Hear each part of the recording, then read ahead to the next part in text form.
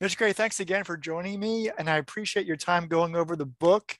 Again, once again, How to Hire and Keep Great People. We are now on chapter 5, and this bridges from our conversation last time, where you really touched in on a pivotal component because it was chapter 4, and you planted the seed. How is this book changing the way you think? And it's only chapter 4, and there are 20 chapters in the book.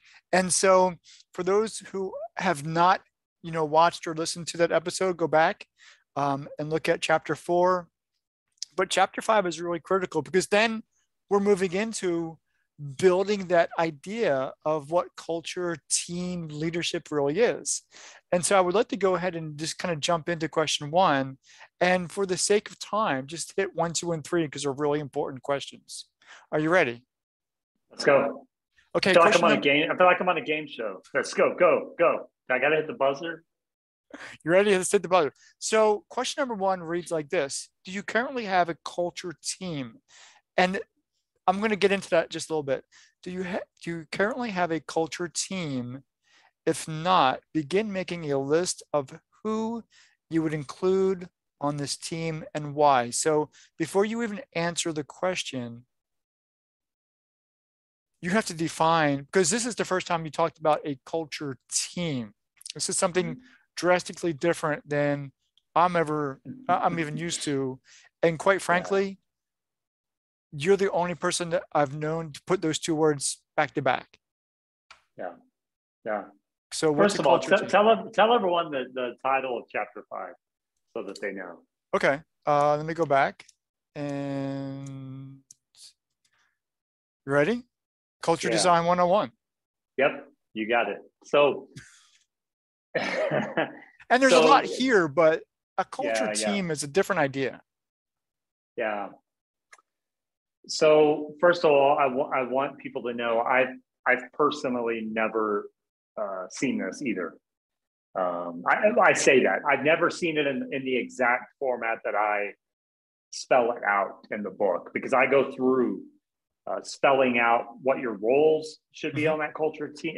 Who should It's belong pretty in on it? depth. Yeah. It's pretty in What, depth. what Yeah, tiers? Yeah. yeah. And so I have seen it played out, and I've implemented the philosophy of the culture team. I didn't call it that at the time. But I have seen it played out. And this really goes back to my days in ministry and church work and my time spent in the nonprofit world and my time spent in the community development world, where we were bringing together community members, volunteers, and developing, identifying issues, challenges, barriers in a community. Take, for example, a food desert. So, what that means is a community or a part of a community that doesn't have uh, food access within a certain mile radius. Those are what we call food deserts. So people may not be able to walk to the nearest grocery store. There may not be a farmer's market. Public transportation won't take them from their house to the nearest grocery store. Those are food deserts. And so in my community development work, what we would do is identify situations like that and then bring together people of the community to come up with solutions. How do we create a farmer's market? How do we potentially help someone open a new grocery store? And so really from that, and then back in my ministry days, we would have different segments of the church that would focus on, because churches for the most part, 90% of churches are volunteer driven. The mega church idea is very few and far between, even though they take up all the media cycle.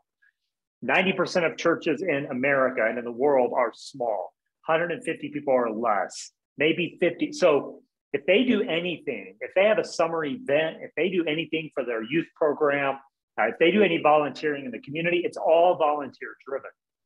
And so what I don't normally tell people is in the background and the shadows of all this work I've done the last 20 something years in leadership, I've also done leadership work in the volunteer world for that whole span of time, whether it be through churches or nonprofit work or community development.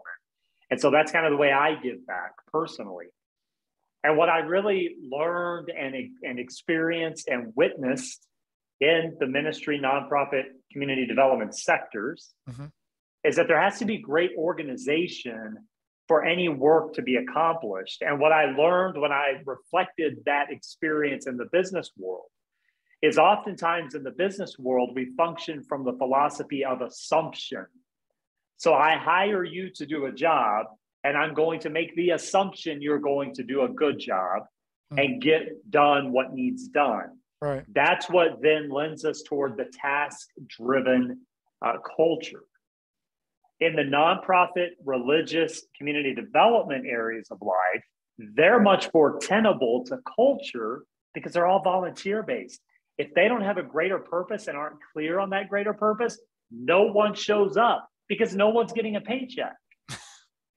And so when you take that idea and you go, hold on a second, who's doing the greatest work for humans in the world? The business sector or the nonprofit sector? Easy answer, nonprofits all day long. Okay, hold on a second. Who's solving most of the world's critical problems? Business sector, nonprofit sector? Easy answer, nonprofit sector all day long. And so what I questioned myself on as I wrote chapter 5, Culture Design 101 is, number one, what does culture mean? How do we define it? I define it as it's the way we live, move, and exist. It's our daily functionality. It guides our speech, it guides our action, it guides our intellect, it guides our intent.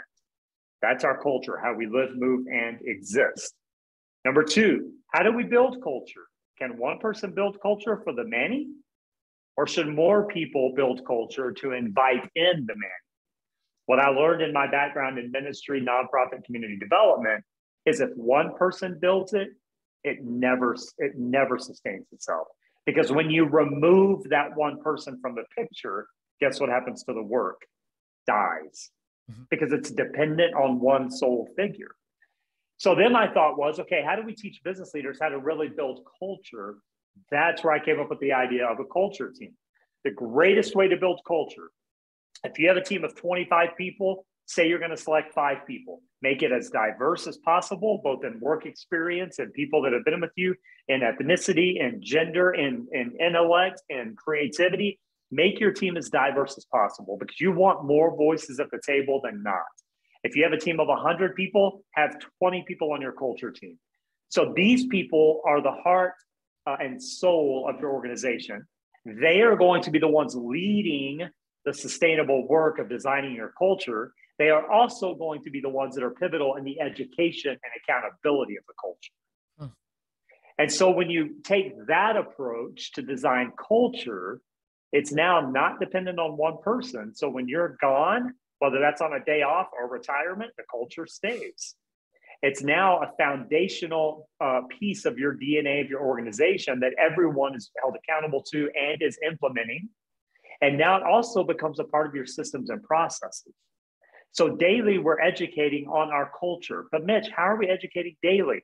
If I own a taco shop, and I know that it's more than about making tacos, it's about the experience, but part of the experience is making the tacos the right way. Now my culture is integrity. Integrity to what? Integrity to the process and integrity to the experience.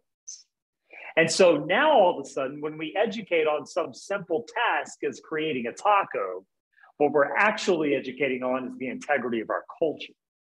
And we use that language, by the way. Integrity of the culture. Worker key. I'm going to teach you how to make a taco, not just because it's good, but because it gives an experience. And when we give an experience, we're holding our integrity to our culture. And so now, how important does making a taco become? Incredibly important. It's no longer just making a taco. It's no longer just selling insurance. It's no longer just sweeping the streets. It's no longer just selling the shoes. It's now about creating an experience that holds us to the integrity of our culture. But you can't do that alone. You have to have a culture team. That's beautiful. I actually kind of communicated some of that without using so many words in a meeting with somebody else today. So that was really interesting. Question number 2. So we're just going to go right through this. Who is your possible culture team made of? And so we want to get specific now. I know you kind of generalized just a minute ago. What does it look like? And have you represented the diversity described in this section. So when you talked about it has to be as diverse as possible because you want voices at the table. Yes. Diversity is a big, hashtag, clue in word these days, but not maybe from different perspectives. Right. How are you defining diversity? So when most people, here? Go ahead. When most people hear the word diversity, they immediately think ethnicity. Secondly, right. They usually think gender. Okay, right. So the answer to that question is yes and yes. Okay. If you bring your team, if you have a staff meeting and everyone looks like you, regardless of your gender or ethnicity, you have a problem. If you have a staff meeting, is that significant? Is that really significant? Oh, it's 100% significant because, and when I say looks, let me go deeper into that. Okay. They look like you, they act like you, their manners are like you, their thoughts are like you, their creativity is like you. There's no diversity there. Correct. You have a problem. That's a big deal. Like if you're listening to this or watching it and you have a staff meeting this morning and you're like, whoa, everyone kind of talks like I do and everyone kind of looks like I do. This is an issue. Forget culture for a moment. You need to figure out staffing because that is not a good situation to be in. So when we talk diversity, what we're talking about is diversity of, yes, ethnicity, yes, gender, but we're also talking about diversity of creativity, diversity of intellect, a diversity of integrity from the standpoint of you could have someone who holds a lot of integrity toward communication. You could also hold someone who holds a lot of integrity toward creative thought. You could have someone who holds a lot of integrity toward work ethic. And you could have someone who holds a lot of integrity toward remote work and being flexible. Yes, yes, yes, and yes. Because what all of those different perspectives do is they bring to the table just that, different perspectives. And you want a strong culture developed from multiple perspectives. Because one person may say, well, everyone has to show up at 8 o'clock. And if you're on time, you're late. Well, I'm the guy personally that's going to sit across the table and go, technically not. Technically, if you tell me to be here at 8 and I show up at 8, I'm on time. You see what I mean? And those aren't right, wrong, or indifferent, but they're very different perspectives. But that matters because if the other guy says, but if you show up at 8, you're actually late. Okay, well, we can take that into consideration. So what are we really saying there? And is that important to our culture? And if it is, then let's flesh it out and communicate it in a way that isn't so robotic and militaristic. Mitch thinks, well, if you show up at 8, you're actually on time. And we might leave people a little bit of room because a lot of our staff has kids. A lot of our staff has to drop their kids off at school. Much of our staff has to drive 30 minutes on a commute. Things happen in life. So why set them up for failure? And so now you've got two very different perceptions of time. Can they coexist? The answer is yes, if they're open-minded and if they can come to a negotiating point that says, okay, so what if we did something like this? Our culture says, we're going to have a sector of our team that is on time at 8 o'clock every day. They punch in and they go to work. But then we have another part of our team that's a little bit more pliable because they are parents and they do commute. And that becomes a part of our culture. So we don't say we value time in our culture. What we say is we value presence. And we want you to be here ready to go when you're supposed to be here ready to go. And so now we came to a great meeting point, a meeting of the minds. But the only way to come to that meeting of the minds is to have two different perceptions. And so that's just a small example of why you want diversity on your culture team. Someone says we value creativity. Awesome. But how are we going to language that in a way that communicates the support of everyone? So diversity of gender, ethnicity, yes. But more importantly, diversity of thought, of creativity, of perception, of experience, of age. That's another one that gets left out a lot is ageism. And what's funny is people get to a certain age and they kind of start getting pushed out the door. And you've really seen that the last 10 years where it's like, well, you're over 30. What can you really offer us? And it's like, well, I know what I can't offer you that the 20-year-old can't. Experience. That's what I can offer you.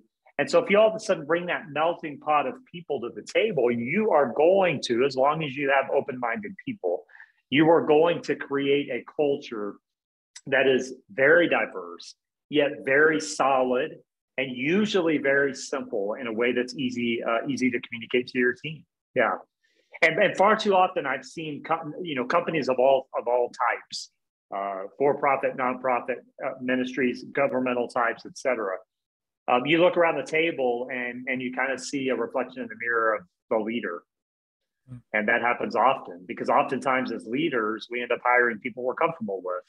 And the fact of life Just is like we're us. usually Yeah. comfortable with people that are like us. Yeah. And so that goes into a whole other thing about hiring, the psychology of hiring. But you need to look across the table and go, okay, I don't want people that look like me, act like me, talk like me, think like me. I want to sit in a room of people that are vastly different. And when you can do that, you'll have a stronger company, but you also have a stronger culture. Yeah. Cool. And let me ask you one more question, something to think about. Question number 3 reads like this. What role does each person on your, it says team play, but I'm going to add culture team. So what role do they play? And do they understand that role? So that was actually kind of, you touch on the role of people throughout your book. It's not one of your stronger themes, but it is a theme because I've read through it, like I said, a couple of times. Because without clarity,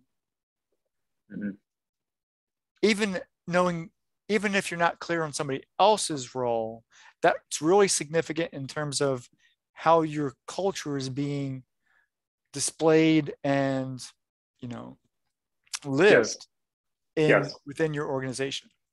So what role do they play and how clear is that role? Yeah, this is the part of the book that if I'm being totally honest, which I want to be. Go ahead. If I come out with kind of Gen 2 edition 2 of the book, I will retweak that part. There's a few parts I'll retweak, and that's one of them. So let's talk about it. Speaking of clarity, I didn't clarify very well. That's why I would retweak it. Well, let's talk about in that instance, what I am talking about is what you alluded to. Excuse me. And that is, if you're going to have a culture team, if you're going to have any team, period, whatever, subcommittees, just a general team, if you're a really small business with only 12 to 15 people, you better have clarified roles. You better have developmental programs and systems that give great clarity to where people are, what they're supposed to do, when they're supposed to do it, who they answer to, who they're accountable for and to, and on down the line. And so what I'm pointing to in this chapter is, if you're going to build a culture team, you need to apply that same principle to that culture team. So in other words, you're not just going to have a group of 5 to 10 people in a room throwing out ideas. Break down your culture. What are the 3 main pillars?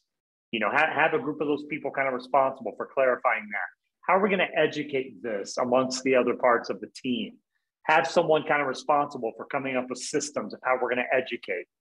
How are we going to market this? Not only to our team, but to our customers. Have 1 or 2 or 3 people on your team kind of playing that role.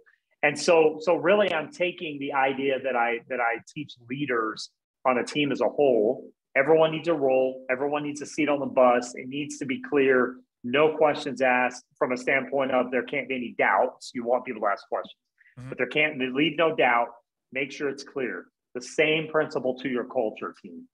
Because what I have seen happen, I alluded to earlier on about my experience in churches, nonprofits, community development. Right. What I've often experienced is a group of 15 people just get thrown in a room and get told to come up with something. And you just have 10 hour-and-a-half long meetings and nothing gets done. And so this is really an organizational strategy that says, nope, we're going to start the conversation. We're going to assign roles as ideas develop. We're going to assign more roles. And it's going to be simple. It's going to be, followed up on, and we're going to get this thing knocked out. I am of the opinion that if you take 2 to 3 working days or a weekend or a retreat, you can design the culture that you would like to implement. And the role really becomes powerful when you begin the stages of implementation, because you have to communicate it, you have to market it, you have to follow up on it, you have to educate both to your team and to your client base. We're not leaving them in the dark. They need to know our culture as well. And so those would be 2 different strategies. How are we going to get it to our team? How are we going to get it to our client base? And you need different people working on those. And so, yes, when we do edition 2 of the book, we're going to edit that down a little bit to where it makes, because I've had multiple people ask me that question. Hold on, Mitch, are you talking about your team or are you talking about your culture team? Well, because the question reads yes and yes, technically. Yeah, but it should be That's my bad. You know, Yeah, it's sometimes okay. Well, that's why I added the word culture to that question. yeah, Because yeah. that whole chapter. But a lot of people don't think about those things just with their team in general, much less if they start a culture team.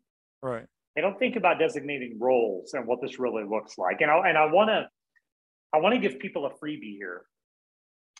You're bringing to the table various perspectives, that diversity we talked about. One way to get people to show compassion toward an opposite perception, let's go back to our time example. If Keith says, you show up on time, you're 5 minutes late, and Mitch says, you show up at 8, you're actually here at 8, but we need a grace period for the people that commute and have families. So we're going to come together and have this conversation. One way to get your people to show compassion on the other is to have Keith work on the piece of flexibility and have Mitch work on the piece of a specific time. Because, so in other words, whatever their perception is, you're actually going to place them in an opportunity to work on the things that are opposite of their perception. And the reason that's a great strategy is it really challenges people to open their mind and become more compassionate. If Keith says, if, well, if you're on time, that is definitely an assumption. But it works because it's human behavior. If it's fostered properly, it works every single time. Okay. Because human behavior is curious. Now, it's got to be fostered properly and facilitated in the right manner. Okay. But I have seen it more times than not when opposite perspective opens their mind to the story of something else. They almost every single time grow more compassionate and more curious and also a greater supporter of. And so when you can actually bring that support into the fiber of your culture, it does wonders for the camaraderie and the unity and the team, which is really what supports culture. You're right. It's a little risky if you don't know what you're doing. But if you do know what you're doing and you do know how to facilitate it, I'm telling you, it's the best move you can make. I've seen it work more times than not, honestly. But you have to know how to facilitate it properly, because the risk is people just get pissed off. And that can do damage. That's why I said it's a big assumption. Yeah. I think it's worth the risk. But again, we've said it time and time again on the show. I'm kind of the contrarian by nature.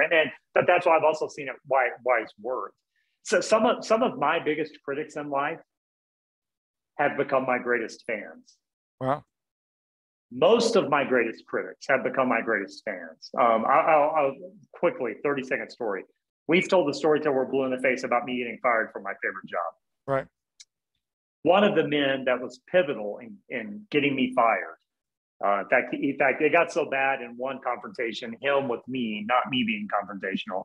And he almost came to like fist blow, like throwing punches at me. He got that offended.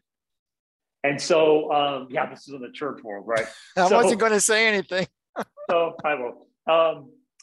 What's crazy is let me think, it was about 10 years later, maybe 12 years later, I randomly ran onto him at a community development meeting in another town. And